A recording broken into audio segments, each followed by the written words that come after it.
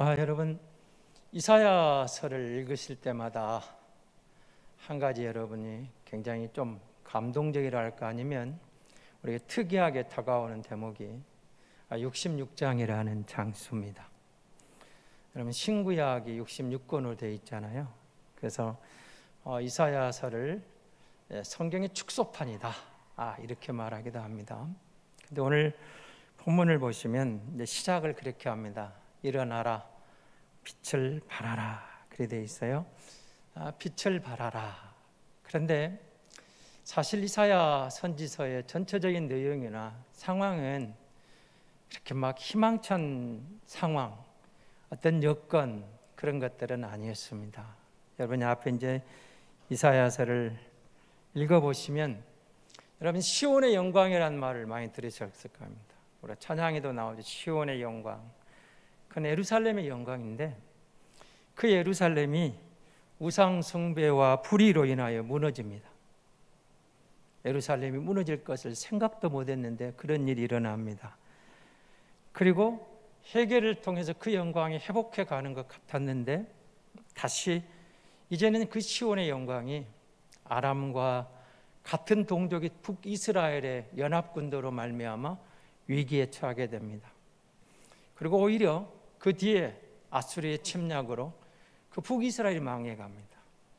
히스기야는 저들의 침입 앞에서 하나님 앞에 기도하는 가운데 하나님의 특별한 어느 나라를 구해내죠.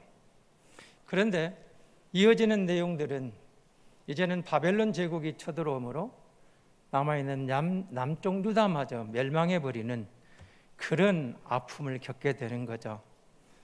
여러분, 굉장히 이사야서가 내용이 광대합니다. 66장의 내용이지만 여러분, 그 앞에 보시면 저들의 무너짐, 회복, 그리고 아람과 이스라엘의 침략, 아수르에 의한 북이스라엘의 멸망, 바벨론 남유다의 멸망, 이런 상황들이 계속 이어지니까 여러분, 어느 대목보다 헷갈릴 수도 있는데, 오늘 본문은 그런 와중에 이런 말을 합니다.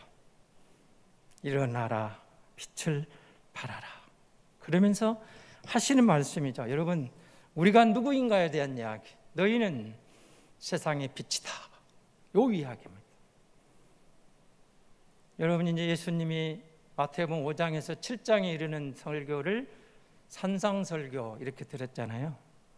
그 팔복을 이야기하시면서 그 팔복을 마치면서 이어가진 내용이 뭐예요?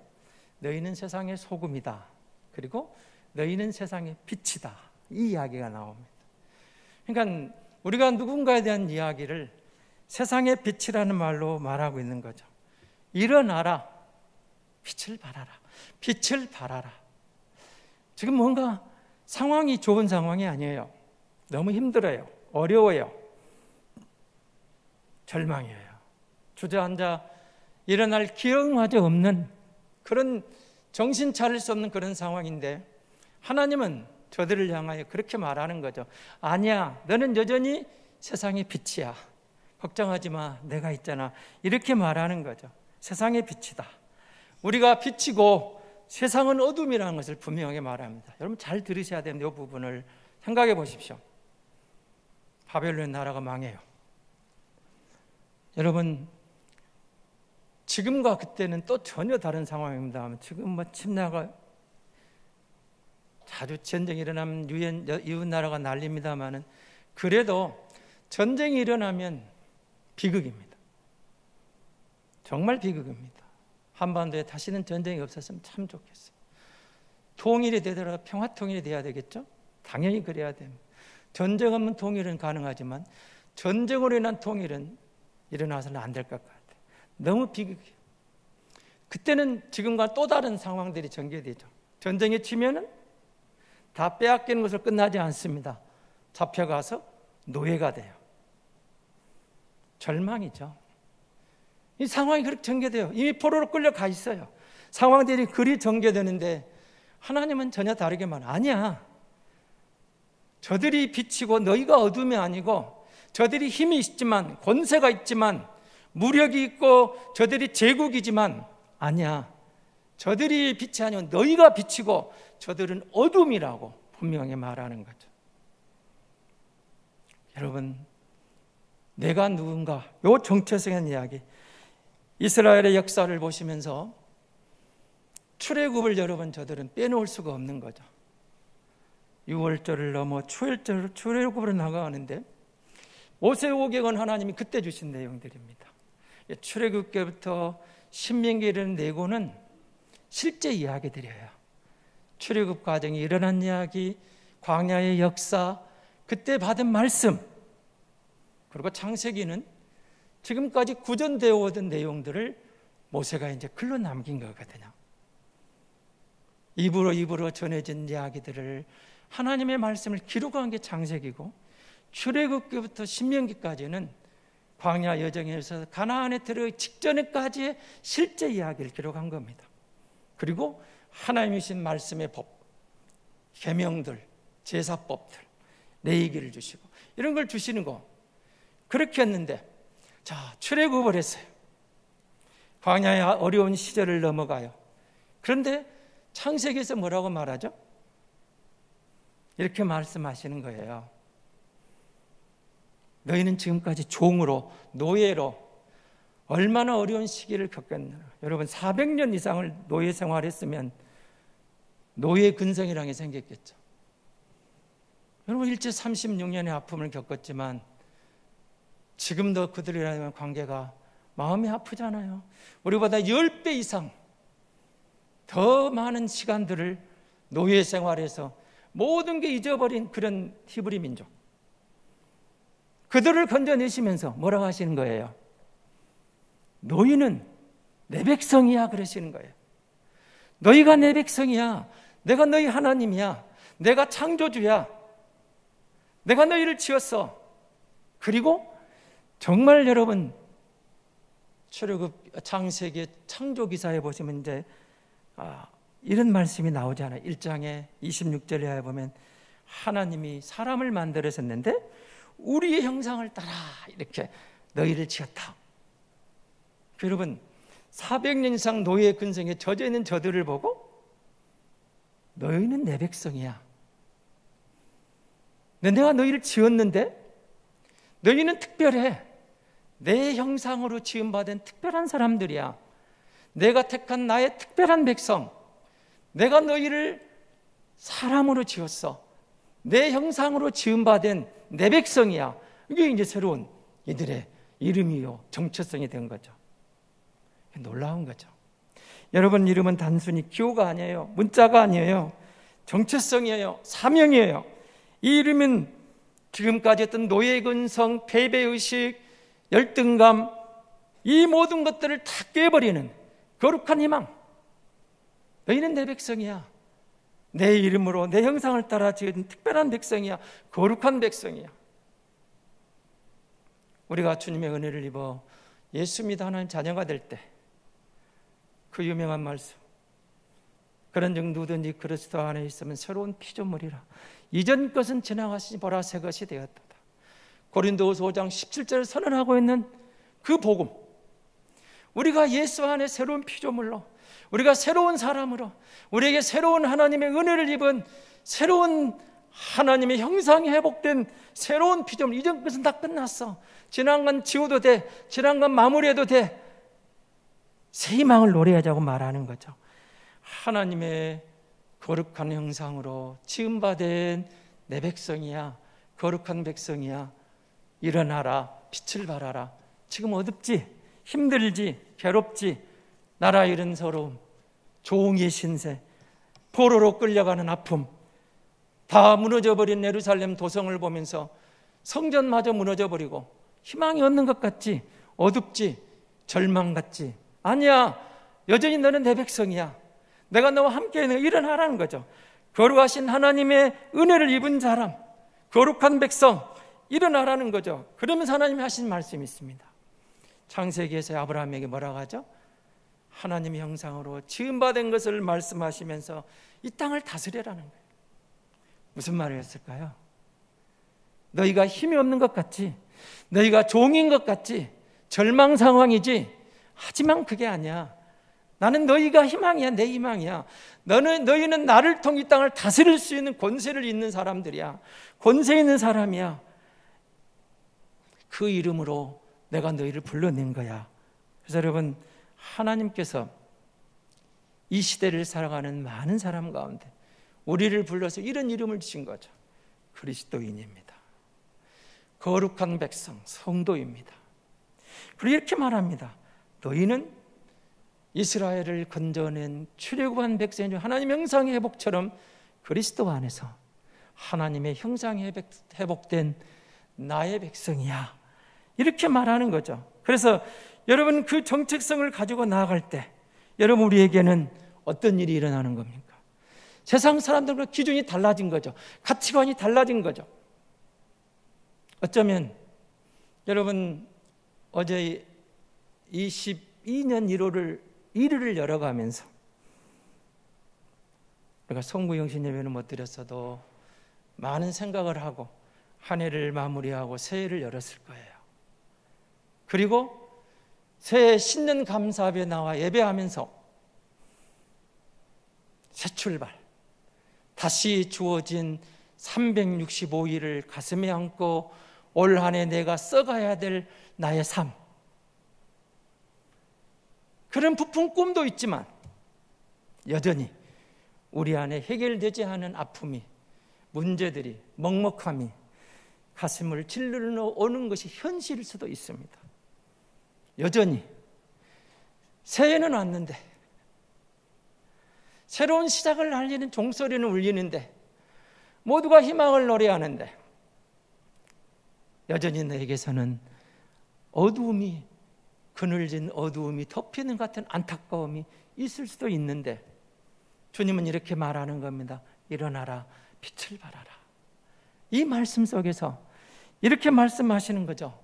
우리가 그리스도인이라, 성도라, 하나님을 창조주로 믿고 그의 인도함을 받는 백성이라는 사실 속에서 하나님이 우리에게 요구하는 것이 있다는 거죠. 그리스도인의 길, 어떤 길이었을까요? 여러분, 예수 믿고 아마 고민 많이 했었던 것이 있습니다. 거룩하게 산다는 게 뭘까? 믿음으로 살아. 믿음으로 산다? 헷갈릴 때가 있죠. 감나무 아래 입 딱 벌리고 홍시 떨어지기를 기다리는 게 믿음은 아닐 텐데, 거룩한 성도의 삶은 뭘까?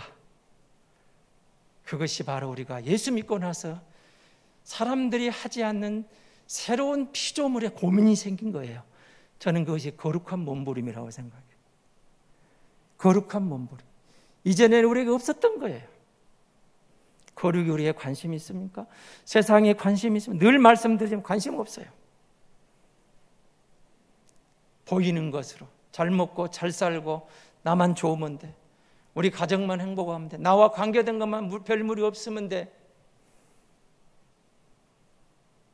그렇게 살아가고 그 끝이 우리는 마지막으로 생각을 했는데, 그리스도 안에 새로운 피조물로 거듭나고 보니 영원하신 하나님을 만나요. 그거에 우리가 빛의 자녀가 되었어요. 우리가 그분의 새로운 관심 아래 들어왔어요. 하나님 형상이 내 안에 회복되고 보니까 거룩이 내게 다가와요. 그러면서 그의 자녀의 길을 걸어가기 위한 거룩한 몸부림이 시작된 거죠. 그래서 여러분, 저는 그걸 이렇게 생각을 해봅니다. 여러분 옆에 보면은 예쁜 꽃이 있죠. 사실은 이것은 원상에서 키워온 꽃입니다. 밖을 보시면 상록수를 제외한 모든 나무들이 앙상하게 가지만 나면 죽은 듯해요. 그러면서도 우리는 기대합니다. 농부들의 손길이 있고 또 자연의 순환 가운데 봄이 오면 꽃 피고 열매 맺는 아름다움이 오는 걸 누구나 다 알아요. 겨울임에도 사실 농부들은 바쁘죠. 봄을 준비하는 손길들이 있거든요. 이와 같이 여러분, 우리가 예수 믿고 살아갈 때 어둠이 우리를 짓눌러 올 때 우리 농부의 심정에 대해서 우리에게 주신 것은 어떤 주어진 만들어진 끝나버린 복을 어떤 로또와 같이 이렇게 던져주시는 게 아니고, 우리를 회복해서 너는 하나님의 거룩한 백성이야, 너는 하나님 형상으로 지은 바 됐어, 너는 나의 자녀야, 내 빛이야, 빛의 자녀야, 우리에게 희망을 주는 씨앗이요, 씨앗을 심어준 거예요. 그 씨앗은 가꾸기에 따라서 건강하게 싹이 터서 자라나서 꽃 피고 열매 맺게 되는 거죠. 복음의 씨앗이 우리 안에 들어와요. 우리 심령 안에 들어와요. 그 복음이 우리 안에서 싹이 트는 거죠. 가을에 풍성한 열매를 바라보고 겨울부터 봄을 일궈가는 농부의 심정으로 저들이 땀 흘려서 준비하고 갖고 가듯이 성도에겐 새해를 맞이하면서 하나님의 형상이 회복된 나를 보면서 어두웠고 힘들었던 순간들을 내려놓으면서 우리가 다시 일어서는 가꾸는 거룩한 몸부림, 그게 뭘까요? 역시 세상에는 없는 것들입니다. 회개와 기도입니다. 교회에 오면 여러분, 하나님의 말씀 안에서 우리 양심의 거울이 성령에 비추어서 말씀의 거울 앞에 설 때 회개의 은혜가 임하거든요. 그 회개가 임할 때 하나님 앞에 기도하며 나아가는 겁니다. 하나님 도와주세요. 거룩한 성도의 길을 걷기를 원합니다. 회개하고 기도합니다. 기도하고 말씀 봅니다. 말씀을 묻어 다시 기도하고 그렇게 나아가는 거죠. 그래서 우리가 빛인 것을 깨달은 거예요. 우리가 소금인 거예요. 부끄러운 모습은 회개하고 주님이 주시는 격려의 그 말씀을 붙잡고 기도하고 일어나라 빛을 발하라는 그 말씀을 가지고 다시 일어서는 것, 그것이 우리가 말하는 거룩한 몸부림이에요. 몸부림. 그래서 여러분, 지금은 하나님의 은혜 가운데 우리가 기도할 때라는 거죠. 회개할 때라는 거죠. 다시 말씀을 붙잡고 일어나라 빛을 발하라, 이 말씀 앞에. 여러분, 이스라엘 백성이 사무엘 시대에 미스바에 모여서 회개운동을 일으켰던 것처럼 우리 민족에겐 1907년 평양 대각성 회개운동이 일어났어요. 길선주 목사님의 새벽기도 운동이 일어납니다만 선교사들에서 시작된 작은 기도 모임에 성령의 바람이 불어 기도의 열풍이 불어나고 정말 그들이 기도하는 가운데 놀라운 부흥의 불길이 한반도를 휩쓸었던 거죠. 사도행전을 읽으시면서 마가다락배에 모여있는 120문도의 기도하는 것을 보시기 바랍니다. 다시 말하면 교회의 DNA는 기도하는 공동체인 거예요. 기도하는 가운데 하나님이 성령의 기름 부으심 가운데 성령의 역사로 하나님이 일하심으로 동참하게 되는 거죠. 기도하는 교회, 기도하는 성도를 통해서 하나님이 일하신다는 약속을 우리는 얼마든지 성경에서 만나게 됩니다. 이 땅에 대속물로 번제 하나님의 어린 양으로 오신 예수 그리스도도 마지막까지 기도하는 거며 사명을 감당하잖아요. 그래서 우리의 거룩한 몸부림은 기도하는 겁니다. 기도하는 가운데 회개의 은혜를 입는 겁니다. 그리고 나아가는 겁니다. 그리고 기억해야 됩니다. 교회는 교회만을 위하여 존재하지 않습니다. 교회는 이 땅을 향한 하나님의 희망입니다. 이 땅에 교회를 주신 것은 이 교회를 통해 하나님이 일하시는 하나님의 전략이에요. 주님이 친히 나타나 일하시는 우리를 통해서, 교회를 통해서 일하시는 거죠. 여러분, 2022년은 우리 민족에게는 큰 선택의 시간이 다가오고 있습니다. 3개월이 채 안 남았죠. 어느 후보가 대통령이 될지는 모르겠지만 우리는 기도하면서 정말 좋은 지도자를 뽑아야 됩니다. 그런데 아쉬운 것은 우리 주변에 포용이라는 단어, 포용서라는 단어로 너무너무 많은 지도자들이 창조 질서를 거스르려고 합니다. 동성애를 용인하고 성적 자기결정권이라는 이름 아래 음행이 방관되고 낙태는 허용되고 이런저런 저들의 주장을 볼 때마다 가슴이 미어집니다. 영적 방종시대라 할 만큼 세상이 그렇게 흘러갑니다. 그걸 하면은 민주사회고 그걸 하면은 선진국이고 희한한 시대로 넘어갑니다. 근데 우리는 이렇게 말합니다. 하나님이 아니요 하면 아닌 겁니다. 창조 질서를 거스르면 아니요를 말할 수 있어야 돼요. 분명하게 아닙니다. 그들을 우리가 차별할 수는 없지만 그들을 우리가 포용할 수 있는 건 아니지 않냐고. 차별할 수는 안 되지만 그들을 우리가 인정해버리면 창조 질서는 어떻게 되겠습니까? 아닌 것을 아닌 거라 말이에요. 세상을 향하여 교회가 외치는 것은 진리입니다. 하나님이 이런 하나님입니다. 하나님이 이걸 이루셨습니다. 하나님을 믿어야 됩니다. 진리입니다. 복음입니다. 그리고 하나님의 뜻을, 하나님의 계시를 비춰주는 거죠. 그래서 우리를 보고 세상의 빛이라고 말씀하시는 겁니다. 우리를 보고 세상의 소금이라고 말하는 겁니다. 거룩을 이탈해서 하나님의 형상을 상실해서 그렇게 가는 것이 진리인 것처럼, 육이면 전부인 것처럼 육신만을 위해서, 보이는 것만을 위해서 영의 세계를 완전히 부인해버릴 때, 아니야, 새로운 피조물이야, 우리가 거기서 끝나는 게 아니야, 하나님의 형상으로 지은 바 되었어, 우리는 거룩하면, 거룩이라는 단어, 거룩하신 하나님을 따라가는 거룩한 존재들이야, 말할 수 있어야 된다는 거죠. 아니야, 아니야, 아니야, 진리가 아닌 것에 대해서는 분명하게 아니라고 말을 해야 되는 겁니다. 만약에 우리가 여기서 주저하게 되면 어떻게 말할까요? 내가 너희에게 말하노니 만일 이 사람들이 침묵하면 돌들이 소리 지르리라. 우리가 침묵하면 하나님은 또 다른 피조물을 반드시 하나님의 소리를 내겠다는 겁니다. 진리를 내겠다는 겁니다. 에스겔 33장 7절에 인자야 내가 너를 이스라엘 족속의 파수꾼으로 삼음이 이와 같으니라. 그런즉 너는 내 입의 말을 듣고 나를 대신하여 그들에게 경고할지어다.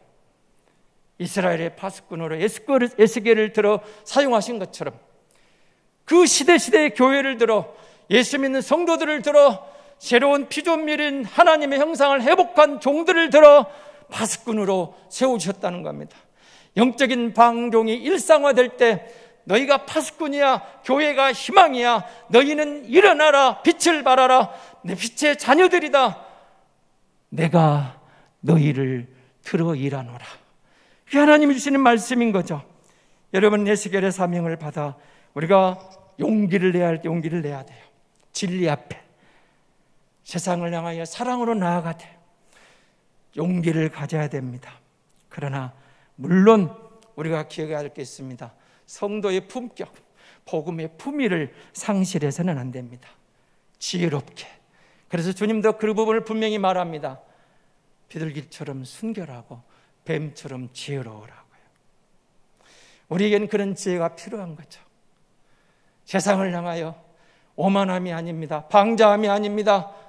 저들을 향하여 분명하게 쳐야 됩니다. 그리스도의 안에 있는 교회의 품격으로 품위를 유지하면서 외칠 때 하나님은 그 거룩한 애침이 저들의 마음의 심령을 움직이는 도구로 사용해 주실 줄로 믿는 것이죠. 그렇게 믿습니다. 그런데 한 가지, 여러분, 일어나라, 빛을 발하라. 내가 빛이에요. 우리가 빛의 자녀예요. 그런데 여러분, 우리 속담에 등잔 밑이 어둡다고 그랬죠. 등잔 밑이 어둡다.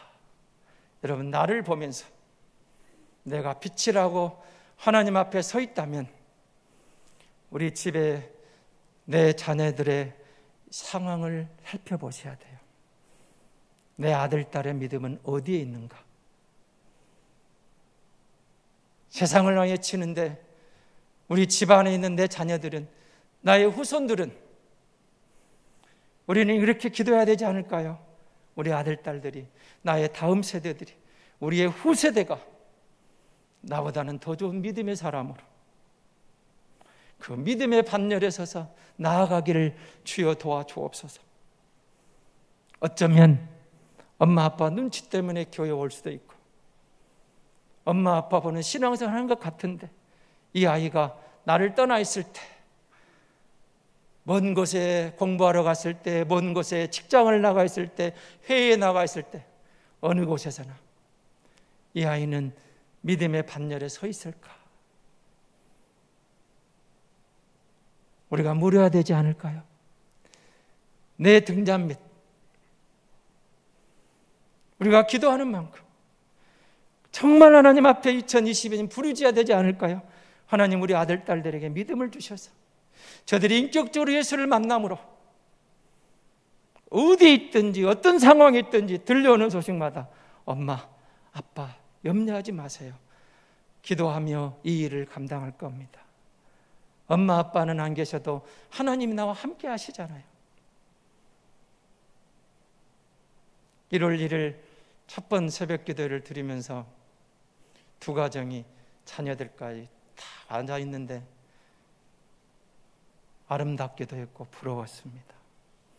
온 가족이 함께 예배하면서 새해를 열어가는 그 가정을 보면서 그 엄마는 믿음의 거장이구나, 믿음으로 정말 성공한 모범을 보이고 있구나, 부러웠어요. 여러분 한번 생각해 보시기 바랍니다. 정말로 예수가 제일이라고, 예수가 나의 희망이라고, 복음이 최고라고, 예수님이 내 1번이라고, 예수님이 나의 보배라고 고백하면서 천국을 소망하는 순례자들인데 만에 하나 천에 하나 내 아들 딸이 이 예수를 모른다고 하면 어떻게 되겠습니까? 이스라엘이 요단을 건넙니다. 그런데 여호수아에게 하나님이 이상한 명령을 내립니다. 각 지파 대표를 불러서 요단강에 돌멩이 하나씩을 가져오라고 합니다. 어디다 쓰려고 그러셨을까요? 요단강을 들러 두 군데 탑을 쌓았어요. 요단강에다가, 그리고 밖에다가. 뭘 말하려고 이 탑을, 돌탑을 쌓게 하셨을까요? 기억하라, 잊지 마라. 엄마 아빠가 너희들을 떠날지라도 하나님이 우리를 여기까지 인도하셨음을 잊지 말고 여호와를 경외하라, 여호와를 의지하라. 그 돌탑은 기억을 상징하는 탑이 되고 신앙 전수의 모델이 되는 거예요. 잊지 마라. 다른 건 다 잊어도 이 여호와 하나님을 잊으면 안 되니라. 하나님의 은혜를 잊지 말라. 그거 아니었을까? 눈에 넣어도 아프지 않을 내 아들 딸들에게 많은 재산 좋습니다. 재산도 많이 주십시오. 그러나 1번의 보물이 예수 그리스도. 우리가 선교사가 아니어도 우리 가정에 허락하신 내 자녀 손들에게 이 복음을 증거하는 것, 일어나라, 빛을 발하라. 때로는 교회가 연약한 것 같고 욕을 먹는 것 같고 절망적인 상황이 처해 있는 것 같기도 하지만 그래도 하나님은 여전히 교회가 힘이라고 말씀하시는 겁니다. 교회에 일어나라, 다시 세상의 빛으로 나아가라고, 다시 세상 속으로 나아가라고, 우리 안에 머물지 말고 그렇게 말하는 거죠. 주님은 연약한 교회를 사용하시고 주님은 어둠을 빛으로 발하시는 능력의 주님이시기 때문에 교회가 여전히 희망입니다. 교회가 다시 세상의 빛으로 일어서야 되고 주께서 우리를 그 빛으로 부르시는 거죠. 세상의 빛으로, 민족의 빛으로, 지역의 빛으로, 우리 가정의 빛으로, 광야의 소리로 우리를 이끌어내시고 등잔 밑을 밝히는 따뜻한 빛으로 우리를 부르시는 거죠. 주의 부르심에 응답하여 거룩한 주님의 도구로 귀하게 쓰임받는 광주은성교회, 저와 여러분의 2022년 한 해가 될 수 있기를 바랍니다.